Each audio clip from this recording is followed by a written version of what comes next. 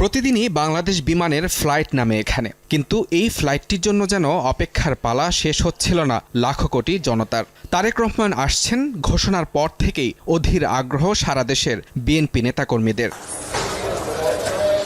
এ দৃশ্য দেখার জন্য ঠিক কত মানুষ টিভি সেট আর সোশ্যাল মিডিয়ায় চোখ রেখেছিলেন তা হয়তো একদিন গবেষণার বিষয় হবে। আর এর মাধ্যমেই ঘটল দীর্ঘ 17 বছর নির্বাসনের পর প্রত্যাবর্তন। বিমানবন্দরের অভ্যন্তরে কেন্দ্রীয় নেতাদের সঙ্গে আলিঙ্গন করেন তারেক রহমান। নেতা আসছেন, তাকে বরণ করতে সকাল থেকেই সেখানে অপেক্ষা করছিলেন তারা।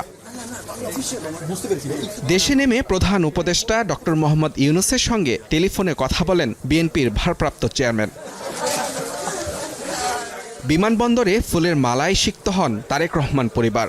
নানি ইকবালমান্দ বানুর সঙ্গে কিছুক্ষণ মধুর সময় কাটান জায়মা রহমান। পরে জায়মা আর জুবাইদা বেরিয়ে চলে যান গুলশানের উদ্দেশ্যে। এরপরই উপস্থিত সবাইকে অনেকটা অবাক করে দেন তারেক রহমান। বিমানবন্দরের আঙিনায় পায়ের জুতা খুলে হাতের মুঠোয় নেন দেশের মাটি, যেটির অপেক্ষায় তিনি কাটিয়েছেন 6314 দিন।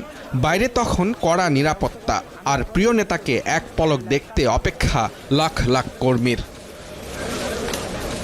কর্মীদের শুভেচ্ছার জবাব দিতে বড় বাসে 300 ফিট মঞ্চের দিকে রওনা হন খালেদা জিয়া ও জিয়াউর রহমানের বড় পুত্র তারেক রহমান।